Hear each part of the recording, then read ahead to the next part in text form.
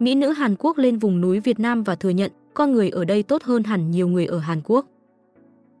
Bạn biết không, có những chuyến đi tưởng chỉ là đi ngắm cảnh, chụp vài tấm hình check-in cho vui, nhưng lại khiến người ta phải suy nghĩ lại về cả một đất nước. Và hôm nay, câu chuyện gây bão mà tôi kể cho cả nhà nghe chính là như vậy. Một cô gái Hàn Quốc xinh như búp bê, lần đầu đặt chân lên vùng núi Việt Nam, cụ thể là Sapa, đã không chỉ bị mê hoặc bởi ruộng bậc thang, sương mờ hay ly cà phê nóng giữa trời 21 độ, mà điều khiến cô phải đứng hình thật sự là con người ở đây. Cô nói, ở Hàn Quốc, người ta sống nhanh, cạnh tranh và lạnh lùng đến mức nhiều khi quên mất cách mỉm cười. Còn ở đây, giữa núi rừng Việt Nam, những người dân tộc thiểu số giản dị lại khiến trái tim cô tan chảy. Họ chào cô bằng nụ cười, giúp cô khi trượt chân, mời nước dù chẳng quen biết và không nhận lại gì ngoài một cái gật đầu cảm ơn. Và thế là giữa chuyến đi tưởng chừng chỉ để quay vlog du lịch, cô buột miệng nói một câu khiến mạng xã hội Hàn phải dậy sóng, người dân tộc ở Việt Nam tốt hơn hẳn nhiều người ở Hàn Quốc. Một câu nói đơn giản, nhưng đủ khiến hàng ngàn bình luận xuất hiện, người khen cô dám nói thật, người thì bảo cô làm mất mặt quốc gia. Nhưng có một sự thật không thể chối cãi, cô chỉ nói những gì mắt thấy, tin cảm. Vậy rốt cuộc điều gì ở vùng núi Việt Nam khiến cô gái Hàn phải thừa nhận như vậy? Chúng ta cùng xem lại hành trình đầy cảm xúc ấy nha. Ngày đầu ở Sapa, mưa lất phất, không khí chill như phim Hàn. Câu chuyện bắt đầu khi chị mỹ nữ Hàn Quốc đặt chân đến Sapa, vùng đất núi non hùng vĩ của Việt Nam. Chị ấy mở đầu video bằng cảnh đứng trong một căn phòng nhỏ, cửa sổ mở toang, để tiếng mưa lất phất tí tách làm nền. Cứ tưởng tượng nha, sương mờ răng lối, không khí mát lạnh, đúng kiểu khung cảnh trong mấy bộ phim lãng mạn Hàn Quốc mà chị ấy chắc chắn quá quen thuộc. Chị ấy bảo, đứng ngắm mưa, hít hà không khí Sapa, cảm giác như cả thế giới dừng lại, chỉ còn mình chị ấy với thiên nhiên. Nghe mà muốn xách ba lô lên Sapa liền luôn á. Thời tiết Sapa lúc này siêu dễ chịu, nhiệt độ khoảng 21 độ C, không khí buổi sáng trong lành, kiểu hít một hơi là thấy tỉnh cả người.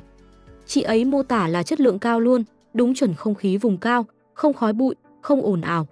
Nhưng chị ấy cũng nhắc khéo một chiêu hay ho, muốn ăn sáng ngon ở Sapa, phải dậy sớm, lẹ chân ra nhà hàng trước khi mọi người ùa vào càn quét hết đồ ăn. Ha ha, đúng kiểu người Hàn, nhanh nhẹn, tính toán chi li, không để lỡ miếng ngon nào. Chị mỹ nữ lại làng đi ăn sáng ở một nhà hàng buffet siêu xịn. Cả nhà tưởng tượng nha, bàn ăn dài thượt, đầy ắp món ngon, từ phở, món quốc hồn quốc túy của Việt Nam, đến salad xanh mướt, bánh sandwich tự làm, rồi một đống trái cây ngọt lịm để làm món tráng miệng. Chị ấy đúng kiểu mắt sáng rực khi thấy đồ ăn, bảo là phải tranh thủ ăn sớm để chọn được món ngon nhất, bày biện cho đẹp mắt, chụp hình check-in nữa chứ. Chị ấy lấy một ít mỗi thứ, một tô phở thơm lừng, nước dùng trong veo, sợi phở mềm mịn, thêm tí hành lá, ớt tươi, đúng chuẩn món không thể thiếu. Rồi một đĩa salad với rau tươi roi rói, cà chua, dưa leo, thêm chút sốt chanh dây. Chị ấy còn tự làm một cái sandwich với bánh mì giòn, thịt nguội, rau xanh, nhìn là muốn cắn ngay một miếng. Cuối cùng, chị ấy chốt đơn bằng một đĩa trái cây đầy màu sắc, xoài ngọt, dưa hấu mọng nước, thanh long mát lành. Chị ấy khen đồ ăn ngon xỉu, đặc biệt là trái cây, ngọt lịm, ăn xong là muốn ăn thêm nữa. Xong bữa sáng, chị mỹ nữ quyết định tham gia một tour trekking, kiểu đi bộ khám phá các làng bản ở Sapa. Nghe chị ấy kể là tìm hiểu một hồi trên mạng, lướt qua mấy bài review, rồi chốt đơn tour này luôn, đúng kiểu quyết định nhanh gọn lẹ của một cô gái hiện đại. Để chuẩn bị, chị ấy lên đồ kỹ càng lắm nha, áo dài tay để tránh nắng, quần legging thoải mái, giày trekking chống trượt và đội một cái mũ xịn sò che nắng. Thời tiết lúc này ở Sapa là 21 độ C, mưa lất phất nhưng dự báo sắp tạnh. Chị ấy mô tả không khí buổi sáng chất lượng cao, kiểu mà hít thở thôi cũng thấy sướng. Đúng là Sapa, không khí mát lành, đi bộ là hợp lý nhất. Chị ấy hào hứng lắm, bảo là sẽ đi hết mình, khám phá hết các cung đường trekking. Nghe mà tôi muốn xỏ giày, đeo ba lô đi theo luôn. Chị mỹ nữ nhập hội với một nhóm trekking, toàn những người xa lạ nhưng siêu vui tính. Nhóm này đúng kiểu hội bạn thân quốc tế, có người từ Hàn Quốc, Úc, thậm chí cả Trung Đông, ai cũng phấn khích với chuyến đi. Chị ấy bắt chuyện với một bạn trong nhóm, kiểu tám chuyện trên xe buýt, hỏi han về hành trình đến Sapa. Có bạn kể đi xe giường nằm từ Hà Nội lên, mà đúng drama luôn nha. Một số người than xe rung lắc, ngủ không ngon, có bạn còn bảo trời ơi, mệt muốn xỉu, tưởng không tới được Sapa luôn. Nhưng chị mỹ nữ thì chill lắm, bảo là tưởng tệ lắm mà hóa ra cũng ổn, ngủ được một giấc kha khá. Ha ha, chắc chị ấy dễ tính, hoặc là ngủ ngon quá nên mấy cú sốc của xe không làm khó được. Trong nhóm có một người lớn tuổi, đi lại hơi khó khăn, nên có hướng dẫn viên đi theo hỗ trợ, lúc nào cũng kè kè bên cạnh, chăm sóc chu đáo. Chị ấy thì đi phía sau, vừa đi vừa ngắm cảnh, vừa giữ nhịp với nhóm. Chị ấy bảo sáng sớm mưa nhẹ, hơi lo đường trơn, nhưng may quá, trời tạnh nhanh, nắng lên nhẹ nhàng, đúng kiểu thời tiết lý tưởng để trekking. Đường trekking ở Sapa không phải dạng vừa đâu nha. Chị ấy mô tả đường gồ ghề, trơn trượt, nhất là sau cơn mưa sáng sớm, mặt đường lầy lội như cháo. Có những đoạn dốc đứng, phải đi cẩn thận không là trượt ba tanh luôn. Chị ấy bảo đường này chỉ hợp với người trẻ, khỏe mạnh, chứ không phải ai cũng đi được. Nhưng mà, dù đường khó, chị ấy vẫn hào hứng, vừa đi vừa cười, đúng kiểu mệt nhưng vui. Cảnh đẹp ở Sapa thì khỏi bàn luôn. Chị ấy liên tục trầm trồ với ruộng bậc thang xanh mướt, núi non hùng vĩ và không khí trong lành. Những thửa ruộng trải dài, lớp lớp như tranh vẽ, ánh nắng chiếu lên lấp lánh, làm chị ấy cứ đứng ngẩn ngơ, lấy máy quay lia tới lia lui. Chị ấy bảo chụp kiểu gì cũng đẹp, vì cảnh quá xịn, rồi còn khoe mấy tấm ảnh chụp ruộng bậc thang, góc nào cũng như bìa tạp chí. Có đoạn, nhóm dừng lại ở một quán cà phê nhỏ trên đường, view đẹp mê hồn, nhìn xuống thung lũng xanh rờn. Chị ấy gọi một ly nước dừa, ngồi nhâm nhi, ngắm cảnh, rồi bảo rằng view đẹp thế này thì mọi mệt mỏi đều được tha thứ. Ha ha, nghe mà tôi thấy thèm cái vibe chill chill ở Sapa quá trời. Khám phá làng bản, nơi con người làm trái tim tan chảy. Hành trình trekking đưa chị mỹ nữ qua 3 ngôi làng dân tộc ở Sapa, mỗi nơi một vẻ, đúng như tiêu đề video làng rừng thời gian. Nhưng điều khiến chị ấy ấn tượng không chỉ là cảnh đẹp, mà còn là lòng tốt của con người nơi đây. Đây chính là lý do chị ấy buột miệng nói câu gây bão kia. Tôi kể chi tiết từng làng cho cả nhà nghe nha. Làng đầu tiên chị ấy đến có không khí siêu bình yên, kiểu như thời gian ngừng trôi thật. Nhà cửa đơn sơ, làm bằng gỗ hoặc tre, mái lợp lá, nằm lọt thỏm giữa thung lũng xanh mướt. Trẻ con chạy tung tăng, người lớn thì làm việc đồng áng, ai cũng nở nụ cười tươi rói khi thấy nhóm du khách. Chị ấy kể, có một cô bé bán vòng tay thủ công, nhỏ xíu mà nói tiếng Anh đỉnh của chóp, mời chào khách mà không hề ép buộc. Cô bé cười tươi, mắt lấp lánh, kể cho chị ấy nghe về cách làm vòng tay, từ việc chọn chỉ, thêu hoa văn, đến đính hạt. Chị ấy bảo, nhìn cô bé dễ thương quá, không nỡ từ chối, mua ngay một cái vòng làm kỷ niệm. Chị ấy còn ấn tượng với các sản phẩm thủ công ở đây, như khăn thêu, túi vải, áo váy truyền thống của người Hát Mông, Lào. Mỗi món đều được làm tay, từng đường kim mũi chỉ tỉ mỉ, chứa đựng cả câu chuyện văn hóa. Chị ấy cầm một cái khăn thêu, trầm trồ, làm cái này chắc tốn cả tuần, mà người dân ở đây kiên nhẫn ghê, không vội vàng gì cả.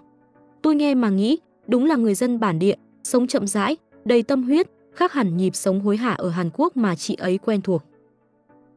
Tiếp tục hành trình, nhóm đến làng Lào Trài, lớn hơn làng đầu tiên, không khí nhộn nhịp hơn hẳn. Nhà cửa ở đây san sát, trẻ con chạy qua chạy lại, người dân bán hàng lưu niệm, còn có cả mấy chú gà, chú lợn chạy lang quăng, đúng kiểu làng quê Việt Nam. Chị ấy được ăn trưa tại một nhà hàng nhỏ trong làng, với các món đặc trưng của người Hơ Mông, rau xào giòn tan, thịt nướng thơm lừng, cơm trắng dẻo và một bát canh chua mát lành. Có cả một màn trình diễn nhạc cụ dân tộc nữa, với tiếng khèn, tiếng sáo vang lên giữa núi rừng.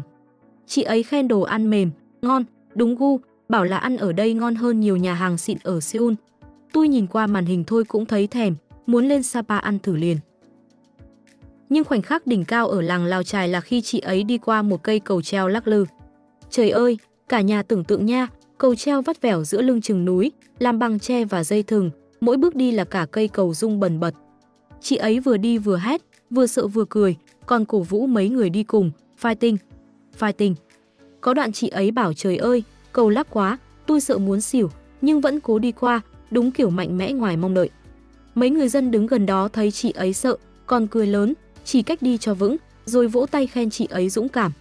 Một cậu bé còn chạy theo, đưa cho chị ấy một cành cây để làm gậy trống, bảo cầm cái này đi cho chắc. Chị ấy cảm động lắm, quay sang máy quay, nói, ở Hàn Quốc, hiếm ai nhiệt tình với người lạ thế này. Người ở đây tốt quá, thật luôn. Làng cuối cùng là Tả Van, nơi nhóm dừng lại nghỉ chân và uống cà phê. View ở đây đẹp xỉu, với ruộng bậc thang trải dài, núi non bao quanh và một dòng suối nhỏ dốc rách chảy qua.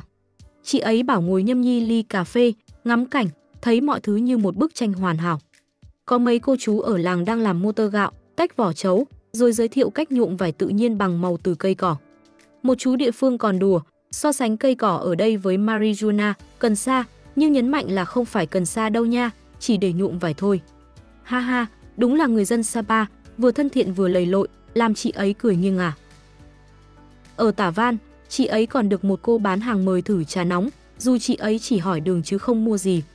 Cô bán hàng cười tươi, bảo uống đi, lạnh mà, không mất tiền đâu. Chị ấy cầm ly trà, cảm động đến mức quay sang máy quay, nói, ở Hàn Quốc, người ta ít khi làm vậy.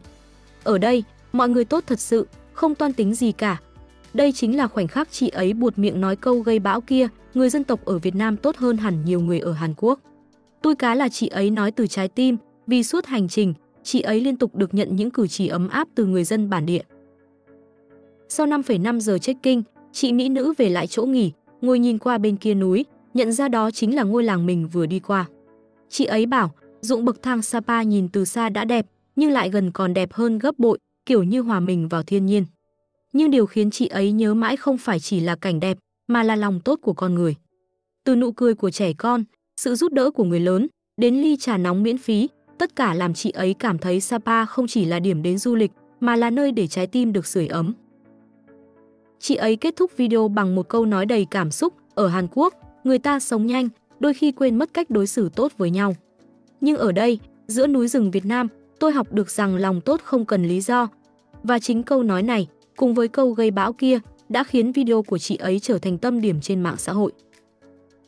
Các bạn ạ, thấy không, đôi khi thứ khiến người ta choáng nhất khi đi du lịch không phải là cảnh đẹp, mà là cách con người đối xử với nhau. Cô gái Hàn Quốc ấy đi nửa vòng trái đất để tìm khung cảnh yên bình, nhưng lại vô tình tìm thấy thứ quý giá hơn, sự tử tế. Giữa vùng núi Sapa sương mờ, nơi người dân tộc chẳng có gì nhiều ngoài nụ cười chân thành, cô nhận ra rằng lòng tốt ở đây thật tự nhiên. Không toan tính, không chờ đợi, không vì máy quay hay lượt xem, mà vì đó là điều người Việt luôn có sẵn trong tim. Có lẽ đó cũng là lý do khiến cô nói ra câu khiến cả mạng Hàn phải bàn tán, người dân tộc ở Việt Nam tốt hơn hẳn nhiều người ở Hàn Quốc. Không phải để so sánh, mà để thừa nhận một sự thật mà cô cảm nhận được, rằng có những nơi tưởng nghèo nhưng lại giàu tình người hơn bất kỳ thành phố nào sáng đèn rực rỡ.